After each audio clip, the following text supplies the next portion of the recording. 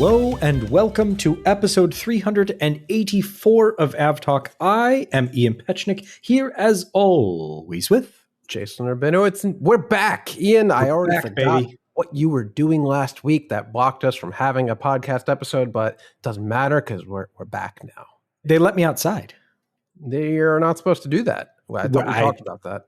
Well, I negotiated my release and made it outside. So we went on a little vacation. We went up to Mackinac Island in the Upper Peninsula and ate more fudge and ice cream of Michigan, and ate more fudge and ice cream than you can shake a stick at. Did some fun plane spotting, some little stuff along the way.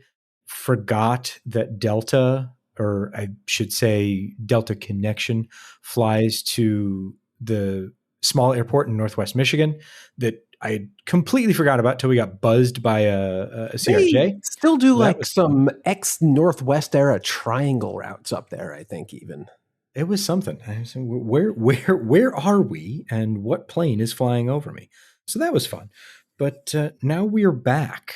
And boy, oh boy, did we pick the wrong week to stop sniffing. August is supposed to be a quiet month. Everyone in the airline industry that is not physically flying or helping to get an aircraft flying, it's supposed to be on vacation, especially in Europe this month. But things just kept happening, and I don't like it. Maybe that was the problem. Maybe the wrong people were on vacation. That happens. Let's start in Germany, where we have a few things to talk about. The first of which is a tail strike and runway overrun by Vietnam Airlines 787.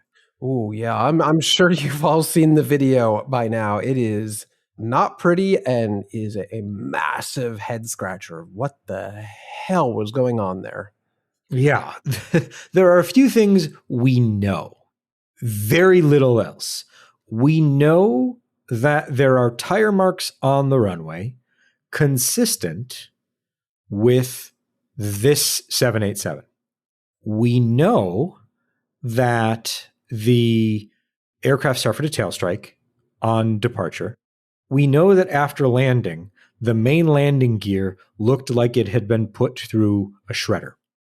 None of those are particularly good things. And actually, there is video, unfortunately, I think in portrait mode here, so we're not getting a great view of it, but this aircraft has extremely little velocity and inertia down the runway. It just seems like it's meandering, like it's going to get there eventually. It's interesting that there are tire marks on the runway, because I don't think at any point in the video do you see the characteristic smoke you would see from wheels locking up or leaving marks like that. But you sure see what happens when that aircraft departs the paved runway. Yeah. So the BFU is investigating, the German investigative agency. They put out not even a preliminary report, but here are a couple things that we know and we're investigating. It will be very interesting to see what is learned in the intervening few weeks when we get into the preliminary report that should come out in another couple of weeks, to learn exactly what was going on with the aircraft's engines, the braking system, anything else that can be learned from mechanical inspection of the aircraft, and then figuring out how it all fell into sequence. The good thing here is that no one was injured.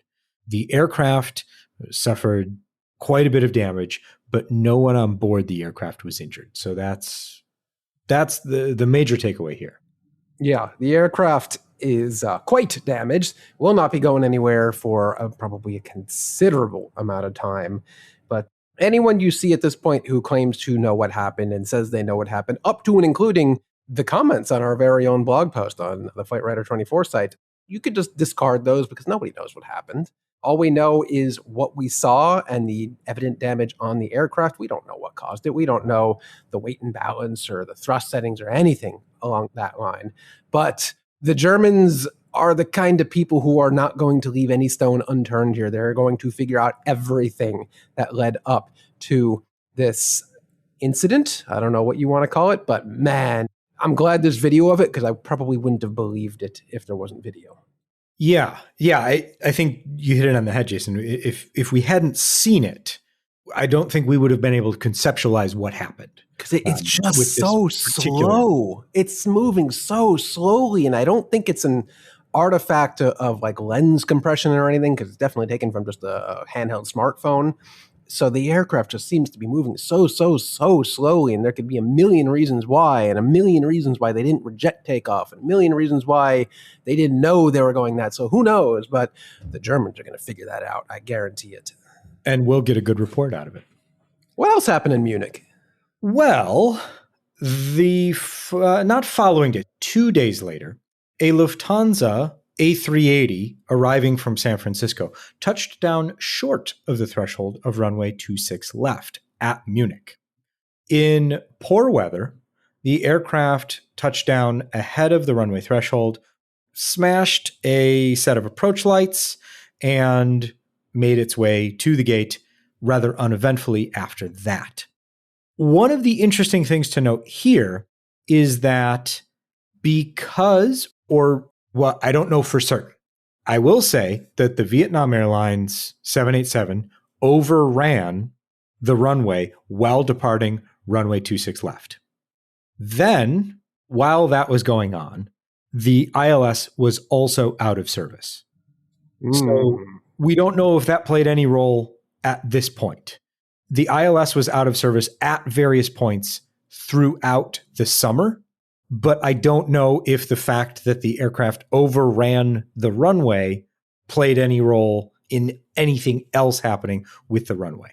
Yeah. If those two are related. But again, German investigators definitely going to look into it. And again, there's fortunately video, passenger video this time on board the aircraft. Again, taken in portrait mode, not great. Kind of hard to figure out anything happened, because sometimes if you've been on a number of A380 flights, sometimes when that thing touches down, you feel it. And it's pretty extreme, pretty heavy. And watching this video, yeah, it looked pretty heavy, but I've been on some very typical A380 landings that feel like, did we just hit something? And no, it's just a really heavy airplane.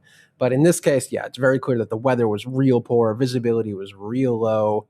But apparently this A380 to the tank, because it only took a 3-day sit at Munich and is already back in service as of the 20th.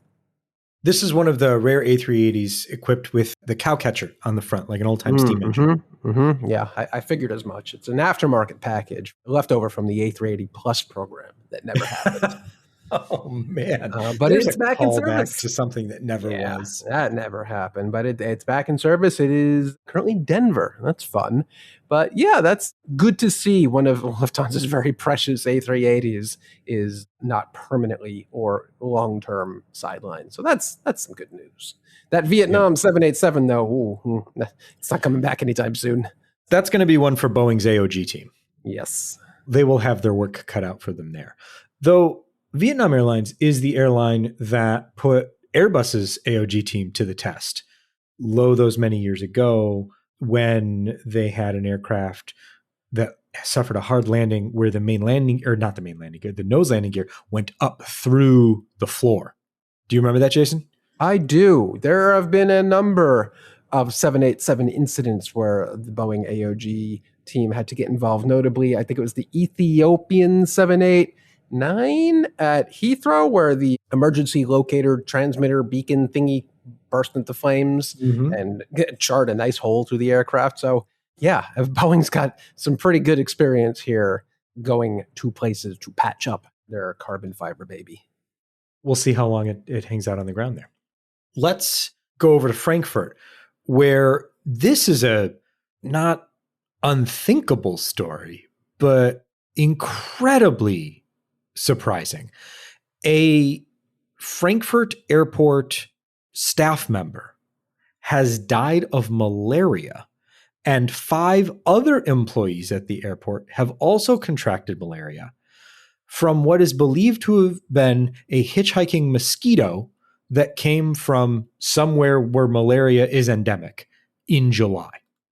Yeah, this is a truly wild story that when you think about it, it isn't that wild, because things get transported accidentally by aircraft all the time. And no matter how hard you try, I'm sure it's practically impossible to prevent something like this. But I do not ever recall hearing an event where an employee got sick and then was sick enough to the point where they died, unfortunately. This is insane reading it. Like it makes sense every step of the equation here, but it still blows my mind that it's possible and it happened, and it's so incredibly sad because there's really no way to prevent it.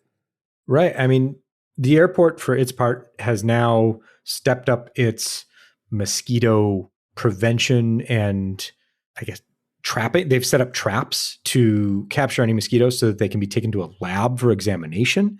So, I mean, all sorts of, things going on now to make sure the spread is lessened and ensuring that the folks who have been infected are receiving medical attention. But just not something that I would have ever thought, oh, Frankfurt, malaria. Yeah. The bottom of this Euronews article says that a study aiming to record all cases of airport and baggage-borne malaria in Europe from 1969 to 2024 involved 145 cases, 9 of which were in Germany. So yeah, this is very rare, but it does happen, which is crazy. This event, the first event, happened not long after we stopped recording 2 weeks ago, before we went on our break. And then it somehow happened again with the same airline. So let's talk about what happened. On August 14th in Phoenix, 2 American Airlines flights, one departing Phoenix, one arriving, had the same call sign. Air traffic control was speaking to them both, and they confused themselves for a moment. Everything worked out fine. The controller understood what was happening. The pilots understood what was happening. Everyone was safe about it. Everyone did exactly what they were instructed to do. Nothing happened. And the controller was great on his calls, clarifying American XYZ, the flight number, on arrival. 2482. 2482 on approach or on departure. Or on departure. Very clear to saying, I'm talking to the version of this flight number that is arriving versus the one that is departing. I don't think that's a typical standard procedure because it should never happen. But yeah, good on that controller for thinking on their toes and the pilots for figuring out what they should be listening to. Yeah. And then just a few days later. What the hell? It happened again. It happened again. This one actually happened before. Oh, it did? But we found out after. And this was technically not the same airline. This was PSA Airlines operating as American Eagle, so not an American call sign, but still the planes are painted as American. And American takes the flight numbers and the routing and all that. So yeah, same difference. But Blue Streak 5083 versus Blue Streak 5083. And the same thing happened. The controller switched to, in this case, the controller used outbound and inbound. These were flights to and from Providence. And the controller switched from outbound and inbound so that the confusion was cleared up. But all of this is something that we've talked about before. And we talked about it years ago. From a Flight Radar 24 context, our trouble arises when airlines and air traffic control solves this problem, because then we have difficulty matching the unique call signs to the flight number so that we can show the route and all that good fun stuff. And so we started learning about this a few years ago, and this was primarily in Europe where this has taken hold. It hasn't reached the US yet, though 2 incidents within a few days might push that a little bit further. So in mostly non-US areas, there are ways to deconflict call signs that could even sound the same. 2084 versus 2484, or things like that, where the call sign will be an alphanumeric value that is unique to all other flights in that area at that time. In the US, that doesn't happen. And in a lot of places, airlines use the same flight number for an inbound and outbound flight, especially if they're flying to and from a hub. So the example in Phoenix, both of those flights were operating between Phoenix and Chicago, one coming, one going. One was delayed, which meant that it was not usually there at that moment. but was on that particular day. And there are procedures within the US to do call sign deconfliction, where they change the flight plan to change the call sign of one of those flights to include an alphanumeric character so that you can easily tell the difference between those flights. That didn't happen in either of these cases for some reason, but hopefully it calls attention to the fact that there are ways to make sure this doesn't happen. Yeah, put this in the pile of problems in aviation that only exist in the United States that simply don't happen elsewhere because they have been solved and there are contingencies to work around it. But here in America, we just kind of do whatever we did 50 years ago. Then we don't worry about it. If it's dangerous, so be it. This shouldn't be a thing. This is just another one of those things that should not happen here. One of the easiest theoretical solves for this is extending the flight number range, which I think is locked at 4 digits pretty much globally because of a whole host of legacy hardware and software issues in this industry where we can't just add a 5th digit. So flight numbers really top out at 9999, that many digits. But if this is increasing in frequency of incident here, probably something that they should bake into their fancy new air traffic control system here in the US that may or may never happen at this rate. But seeing this twice in just a couple days or weeks is crazy. Yeah, so hopefully we see a little bit of movement or at least some focus on this. Awareness of it, at least, that this is dangerous. In Montreal this week, the Montreal airport has confirmed that a ground worker has died after being struck by an aircraft that was preparing for departure Monday evening. A French A380 struck a ground worker who was participating in the pushback process for this aircraft. They were taken to the hospital where they later died. This is, not the first time something like this has ever happened, but it's always a shock when you hear about something like this. Yeah, things certainly happen from time to time at airports.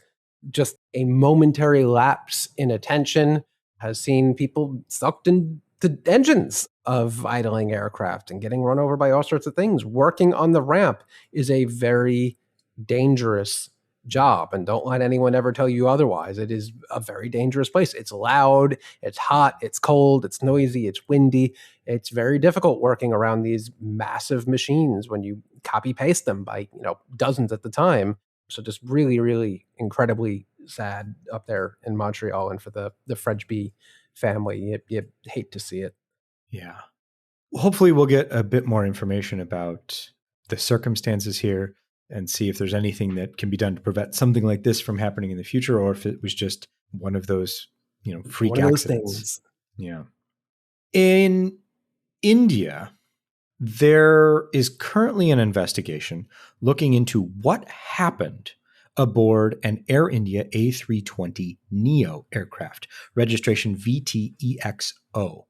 This particular aircraft on the 4th of August was returning to Delhi from Phuket in Thailand when, during cruise, the aircraft experienced a total loss of hydraulic systems. That's not supposed to happen. Yeah, as it flew towards Delhi. For a few seconds, all 3 hydraulic systems stopped responding. That led to a loss of elevator and aileron and spoiler control. Oh, that's and scary. Induced the control surfaces to return to their neutral setting, which then led to a pitch up of the nose of the aircraft. The aircraft exited its assigned flight level and briefly went about 300 feet in either direction. This led to injuries aboard, affecting almost 24 of those on board, including passengers and cabin crew. That is just very interesting. Airbus, for its part, and this is reporting from Flight Global, is very interested in finding out what was going on with this aircraft. And they've also asked for documentation from Air India regarding maintenance previously performed on the hydraulic systems. Yeah, that's crazy. There are 3 hydraulic systems there for a reason, because it's not really supposed to be the case where all 3 can fail simultaneously unless there's some sort of massive, probably external event to the aircraft, like we saw with the Azerbaijan E190 a few years ago. This shouldn't be possible. And for all 3 of them to go down at the same time, yeah, that's bad. At least the control surfaces went to their neutral position and not some sort of like crazy full tilt in one direction versus the other. So, hey, that's good. I'd love to know if that was intentional or just good luck. But add this to the pile of India's investigatory backlog that it has to get through to figure out what happened here. The incident aircraft has not flown since August 4th, so that's a little over 20 days from now already. It's been undergoing extreme inspection. Yes. In Delhi. Yes, I'd imagine so. So when we hear more, not that the track record of the Indian investigators is all that trustworthy at this point, we will bring it to you whenever that does or doesn't happen. It'll happen. I hope so. Let's turn to Brazil, where Brazilian investigators have released a report that is just, thankfully, no one was injured. But this could have been so much worse. The airplane was probably injured. That counts. Well, the airplane was quite injured, but thankfully no one on board was. This goes back to a December 2021 accident where a Embraer Phenom 100 was landing in poor weather. The aircraft suffered a runway overrun, spun 180 degrees, went down an embankment, and was quite worse for the wear. None of that's unusual for a private jet. I feel like this is a daily occurrence. Private jet landing in bad weather and finds itself somewhere it shouldn't be. That happens every day. But something different happened here. The report notes that the aircraft descended to just 50 feet above the ground, while it was still more than 1,000 feet from the runway threshold. Oh, that's much worse than a runway overrun. It crossed the runway threshold at just 14 feet. Oh, okay. They're just trying to grease the landing. The brakes were activated 209 meters past the runway threshold, but not fully applied until nearly 850 meters past the threshold. Well, a trained professional might know that you really got to apply some forward pressure to the rudder pedals to get the brakes to really activate, but you would only know that if you're a trained professional. Or if which leads us to the most interesting finding. And I'm going to quote the report here. Quote, despite the pilot's statement that he was acting as the pilot flying, the possibility that the landing was performed by an unqualified person cannot be ruled out. Ooh, that starts to make a lot more sense here, doesn't it? I mean, it still doesn't make any sense that... It doesn't make any sense. It doesn't make any sense given the poor weather, but yeah, go on. So this lack of conclusion comes from analysis of the cockpit voice recorder and the conversations that were taking place between the pilot and an unknown second person who was sitting on the flight deck. The conversation between those two people leads investigators to believe that someone other than the pilot may have been trying to land the aircraft. Well, that's not great. And they're not supposed to do that. Definitely not supposed to do that, well, at all, but not in poor weather.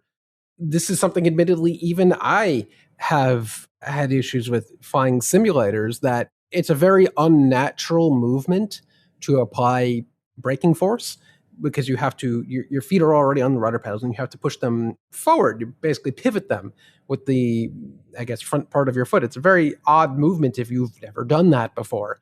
So it doesn't surprise me that someone untrained would have waited so long to apply the brakes. But where the hell was the pilot who was presumably sitting right next to them, who probably should have, like, when you're learning to drive and the instructor has their own brake pedal on the other side of the car, like, you've got a spare set there, you should probably use it. Yeah. The Brazilian accident investigation report obviously doesn't address liability or any, let's say, job-related repercussions, but I would be interested to know if this particular pilot is in fact still a pilot, or if this was the end of their particular career. Yeah. If what was proven there, not proven, if what was suspected there ends up being proven, yeah, this pilot's license is going to be yanked so hard they might not even be allowed to be a car driving instructor, because that's just bad all around. Yeah.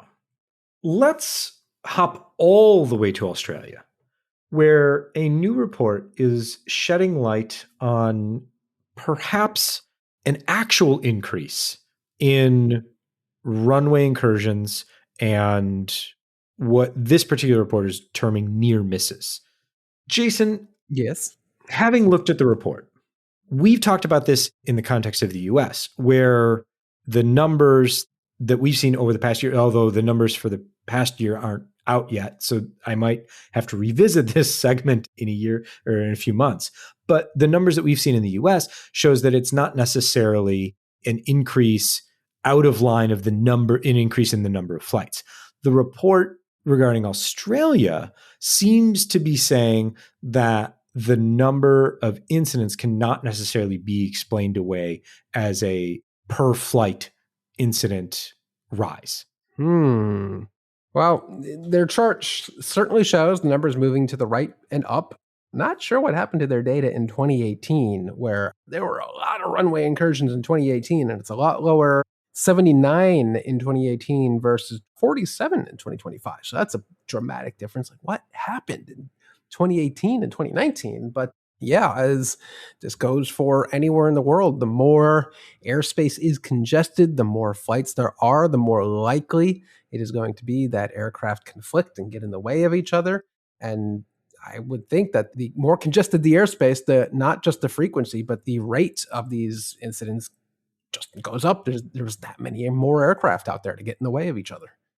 Yeah, so I would like to see a study done on as many locations as possible with as solid a data as we can get. So the reporting lag is going to be significant here, as different states report differently and as different safety bodies report differently. But it would be very interesting to see is taking into account the increase in the number of flights, is it happening more often, per whatever you want to say, number of employments or million of flight hours or however you want to regularize it, would be interesting to me to see whether or not we can get a definitive answer. Is this happening? Yes, it's happening more often, but is it happening more often given the increase in flights? Proportional to the number of flights. Is it proportional? But now the question also becomes, does that matter? Or should we be concerned with the absolute number and then base any safety decisions based on that? It's got to be proportional, right? If there are more flights, there are going to be more incidents. If it's out of proportion, if the rate of incident is out of proportion to the increased number of flights, that's when you should probably start digging into what's going on. But even then, more flights is more stress on everyone working. And I would imagine it's probably not going to be terribly proportional. There's going to be, the more flights you add, the more likely issues are going to come up. So it's probably not quite proportional. Did that make sense? It made sense to me. Okay, let's move on and forget we mentioned it.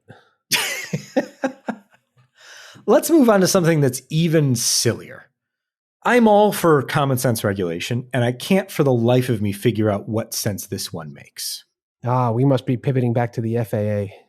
I am a strident believer in safety.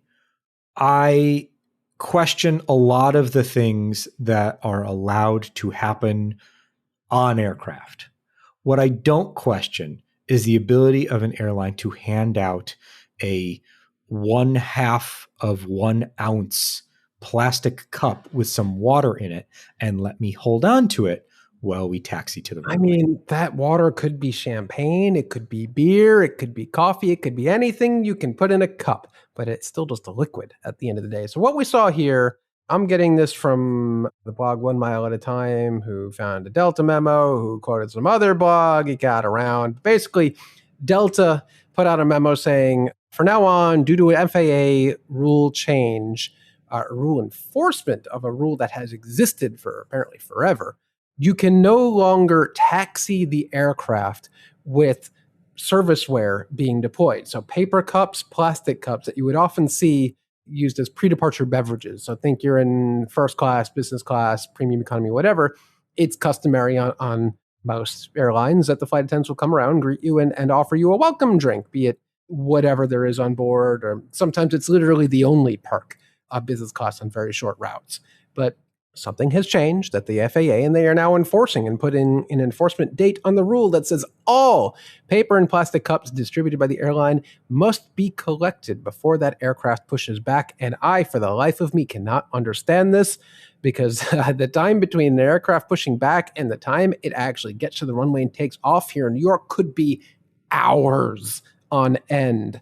And sometimes the only thing that leaves me in a sane position on these aircraft is that half cup of juice that the flight attendant gave me before we pushed back.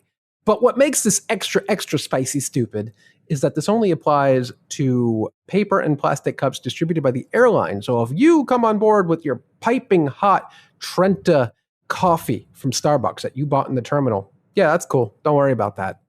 Make it make sense, Ian. I cannot. It's impossible. I would love to ask the FAA, what's the purpose here? What are you trying to prevent? And what's the difference between the airline handing out and me just bringing on a bucket of coffee? There is no difference. We didn't intend to go in this direction, but let's go. I don't know where you're going, but let's go. Here's what really gets me. And I made a vague reference to this because I wasn't really going to bring it up, but since it's in the succeeding paragraph, this drives me crazy. So the conversation, and we'll link to, if you really want to get into the weeds on all of this, we'll link to the new FAA guidelines for enforcement and all that good fun stuff about the galley carts and the cups and things like that. And then in the very next section is entitled Ensuring Children Who Have Reached Their Second Birthday Are Properly Restrained. Because you can hold any kid who is less than 2 on your lap. Lap child. Yes. Where and somehow we've decided that collecting I don't even know if I have maybe a tiny kitchen scale could measure and tell me how much that cup actually weighs. But a 15 to 20 pound kid can sit on my lap completely unrestrained except for my arms. Sure. Jason, make it make sense. That makes sense. That would be very illegal, I believe, in a vehicle on the ground because you would have to have some sort of car seat or booster seat or something. But yeah, it's always struck me as very, very odd, this child in arms up to 2 years old thing. Would hate to be someone sitting next to someone who's got a 1 year, 364-day-old child in their arm as well. But this is just one of those things that, what is going on in the FAA? Who talked to who and who complained to who to get them to randomly start enforcing this rule that just doesn't make any sense? The next section there is recommendations for operators to ask the ages of lap-held children. So is your kid 1 year and 364 days or less? Could be. Speaking of things that just don't make sense or do make sense or don't make sense, back and forth, who knows? This week, Delta and Aeromexico can keep their joint venture. Oh, I forgot because a U.S. appeals court has overturned the Trump administration's September 2025 order that says they can't have their joint venture. Okay. The airlines filed suit. Don't typically work like that in this country anymore. This seems quite opposite. The airlines filed suit after 10 years of operating this joint venture, saying it's good for our passengers. We're working on it. The Trump administration's problem, and this problem actually precedes the Trump administration, is the access that U.S. airlines have to Mexican airports was one of the cited reasons for dissolving the venture. However, the appeals court says the Department of Transportation acted arbitrarily and capriciously. Ooh. And the court said, no, they can keep it. This is not the end of the story. The U.S. Department of Transportation still has a number of levers which it can pull. And I would expect at least one or more of those levers to be pulled. Mm-hmm. I want to back up for a second. I'm not done talking about this stupid beverage restriction. Oh, dear. I just want to point out, I want to read some of the text that the FAA published here. They say, in an emergency evacuation, litter from food service of any kind, including coffee and rolls, can be hazardous due to poor footing. So 14 CFR Part 121 prohibits serving any food or beverage regardless of the type of containers used during movement on the surface, takeoff, and landing. But here's the kicker. Any food item or container that the passenger carries on board the aircraft is considered as carry-on baggage and must be stowed in accordance with blah, blah, blah, blah, blah. Ian, how many times have you seen someone board an aircraft with like an actual box of pizza, like a full-size box of pizza? At least twice. At least twice. Have you ever seen them put that up in the overhead bin as carry-on luggage? No, they keep it in their lap. A literal cardboard box full of pizza is apparently considered carry-on baggage, and it's totally cool with the FAA, but a plastic cup half full of water, because the cup's never full, well, that's hazardous to evacuation of the aircraft, apparently. Again, make it make sense. You can't. We can move on. Okay. We'll move on. Where were we? I don't even know. We're going back to Germany. We're going back to Germany because Germany this week. I don't know what Lufthansa Group is doing. I really don't. Does Lufthansa Group know what Lufthansa Group is doing? Fair. The answer is usually no. It's making Eurowings, the low-cost regional leisure carrier arm of the Lufthansa Group, which includes some of the most perception-wise premium brands in the world, is going to offer the nicest short-haul seat out of any Lufthansa Group airline. Or any European airline, for that matter, sort of like ITA's couple A321neos that for some reason never went long haul and just operate with a really nice long haul product to like London. But they are calling it, and I can't believe they are going with this wording, but the comfort offensive. It's an offensive against uncomfortability or something along those lines. I don't know. I wouldn't use words that strong. But they are really happy to tell us that they are rolling out to their entire A320neo fleet what is essentially a North American style, first class style seat. Very interesting. They call out this is specifically for high demand premium travel routes like Mallorca, Malaga, Heathrow, Dubai, because passengers want more space. And when they polled their passengers, who knew they'd prefer this over a 2-2 middle seat blocked regular washboard seat up front? Who could have imagined that? I am going to be very interested to see if passengers are willing to pay for this, because I would absolutely, when asked, say, which do you prefer? I would say this seat. Would I necessarily, like the Dubai thing makes sense to me. Well, this is actually a route that they have trialed it on since November of last year, specifically in the Berlin-Dubai route, because I think it's like some horrible overnight route. So if you can eke any comfort out of that, you're going to want to. And surprise, surprise, this move was based on they quote, directly on the wishes and feedback of Eurowings guests. Yeah, that they want more. I totally get that. But Heathrow, Malaga, Majorca? Yeah, these are routes where you're usually wanting to go for as cheaply as possible. And not that you picked Eurowings, because this goes all the way back to, well, beyond before the times of Air France's June. And I can't believe we're bringing June back. But that is happening in this episode. Oh, no, we're talking about the rooftop bar of airlines. But it's the same concept. Like, you didn't pick June. You did not choose to book a flight on June. Air France picked it for you. You got June.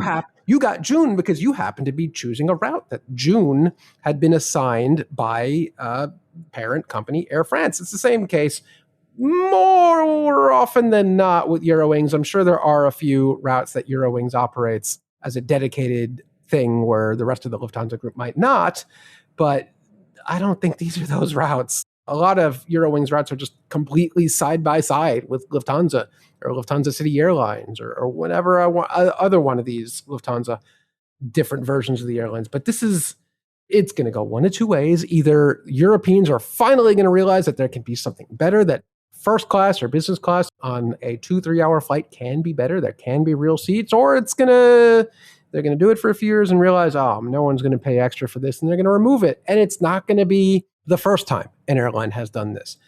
Not even the first time an airline has done this in Germany. Air Berlin back in the day, where it was still a thing out of Berlin. Ironically, since the first route this was launched on was Berlin-Dubai, Air Berlin offered, when Etihad put its ill-fated investment, they put on business class recliners, just like this, on a few of its dedicated A320s that went out to the Middle East. That did not really save the airline, did it? I think BMI had a few Airbus narrow bodies with a legit, actual business class product that BA absorbed, and they were just kind of out there. You got lucky if you got them. Those are all gone. So I don't know if there's so much appetite for this, because it is true that a lot of flights in continental Europe are quite short, but that's also the case here. I mean, United literally invented the CRJ 450 to put premium seats on its smallest plane that shouldn't really be serving routes more than an hour. So we'll see if the premium comfort offensive, as Eurowings says, is really going to stick, or if it's just a short-term experiment. But I think the United example is different, though, because here with the United example, with the CRJ 450, CRJ 550. You got to keep track. Those are aircraft that's designed to provide a premium experience to passengers who are very, very likely connecting at a hub or coming off of a hub, off of a long-haul flight. And so I get the continuity prospect there. I don't think the same argument holds when we're talking about Eurowings. Eurowings, no. And again, Eurowings has experience with premium cabins. They once upon a time had a whole fleet of A330s with premium cabins on board. That is, or maybe they had A340s. I don't know. That's Discover now. Yeah. Lufthansa Group, it just really needs to find its way and just stick with it and do it, or just roll these brands back into just regular Lufthansa. I don't know. It's just so interesting that the lowest end offering from the Lufthansa Group now has the highest end premium offering in the group. I'm going to say it again. Make it make sense. I'm happy for Eurowings passengers, but I can't make sense of it. This entire episode is just one big question of us trying to make sense of things and failing. But we'll move on from here and come back to Australia, where the ATSB has issued another report. I say another because this is not the first time this has happened. Not to again. A Qantas A380, where tooling, in this case a work light, was left within a Qantas A380. Previously, a maintenance tool had been left in an engine. This is a light within a wing. This particular aircraft operated 2 segments after maintenance, where a work light was left inside the left wing. How'd they find it after just 2 out and backs? This was found because the work light was unaccounted for, and then somebody went looking for it. Inside the wing of an A380? Well, I mean, they were able to track it, where it had gone, and then... I'm surprised records are that good for something as little as a work light, that they were able to track who checked out this work light, what aircraft was used on, because there we have Boeing a few years ago not knowing literally who took the plug door off a 737, just having absolutely no record of how that happened. But here we have Qantas. It's not great that they left a work light inside the wing of an A380, but it's nice that they knew where it was eventually. Yeah. The ATSB says the AME issued a certificate of release despite the light being unaccounted for, and the maintenance information system did not prompt or alert based on the unreturned tool. So that's how it was able to get out. Then they said, where is the tool? And then they were able to track it down. Good for them. Yeah. Well, we've come to the airlines with jokes portion of the podcast. It's a good joke, an old joke, but sometimes the oldest jokes are the best jokes. Yes. And United Airlines launched a slew of new routes this week. Its largest expansion in the airline's history, they claim. Wow. They say that every year now, though. They do. Well, there you go. Because they've discovered that the A321XLR is, in fact, their 757 replacement, as far as the late 90s, early 2000s route map goes. Well, United's going to fly from Dulles to Toulouse. Lufthansa, for those listening to this podcast, if you've listened to more than a few episodes, you probably have a passing, there's probably like a thing in the back of your brain that says, I think I know what's coming. Because Lufthansa operates from Munich to Toulouse, flight 2222 to Toulouse. And you've probably all seen the video, and if not, we'll put it in the show notes and you'll watch it, and you'll probably watch it 5 times. But someone at United, before launching the Dulles to Toulouse flight, I think the only flight they announced, or one of the only 2 flights they announced out of Dulles, someone is in on that joke at United and has numbered its flight from Dulles to Toulouse United Flight 222. Fantastic. To Toulouse. I don't think there is a gate 22 at Dulles that United uses typically, but maybe they can figure that out just for the launch flight. But a whole bunch of other really interesting stuff announced by United, as is tradition now. Marseille, Ibiza, Valencia, Turcia, Ljubljana, Obia, Catania, Okinawa, Japan from San Francisco. That's an interesting one. Not on the A321XLR. No, a lot of these are on the 321 XLR, not all of them. I believe Marseille, the 2 Spain routes, the Luxembourg route, the Toulouse route, obviously not flying SFO to Okinawa on an A321, no matter how XLR it might be. But this is exciting. There are some other routes announced that are just new lines, not new dots on the map. But just yesterday, United had a very lovely event at its hangar out in Newark, because United loves doing events here in New York, even if it's at Newark. So we were on board the A321XLR. It is a fine aircraft. They let me put a pilot's hat on board on my head up in the flight deck, which was super cool. You might find that as my new picture for the Flight Radar 24 blog about the podcast. Thanks, Ian. You are very welcome. It's a very nice aircraft. Is it the true successor to the 757? Probably, but there's something still pretty sad about that. As I asked United, and they confirmed that as the number of XLRs ramps up, the number of 757s will ramp down. So it's very possible that this next summer is your last chance to get on a United 757 operating far away from North America out to Europe. Very possible that next summer is the last. There still are a number of flights, but they seem to be dwindling as long as Pratt & Whitney keeps those engines working, which is TBD. But it's a very nice airplane. I enjoyed my time on board. There's another successor or another would-be successor that United actually has a lot of orders for. But they've got a problem now. Yeah, the 737-10, which was supposed to be United's new transcon workhorse. But as we know, the 737 MAX 10 still not certified. So as Airbus is delivering the 321, I'm not sure if it's an LR or just regular Neo to United, that they have put this new Coastliner branding on and the new business class seats. Apparently, the article from Leslie Joseph says that United has an entire warehouse of seats that were supposed to end up, fancy premium seats that were supposed to end up on its 737 MAX 10, that it has no idea what to do with. My idea is auction it off. My basement is available. I've been to your basement. There's room down there for at least a couple seats, an entire row, perhaps. But that aircraft was supposed to start flying in 2020. Obviously has not happened. Even if the aircraft was certified, I'm sure that the seats probably would not have been certified to go with it, given the way things are going. But those seats, they claim they don't fit on other airplanes because the Airbus is a different diameter than the 737. So they've just got apparently oodles of these seats with nothing to do. I say just toss them on a couple MAX 10s and surprise and delight people. Well, you get a lie flat with all the bells and whistles.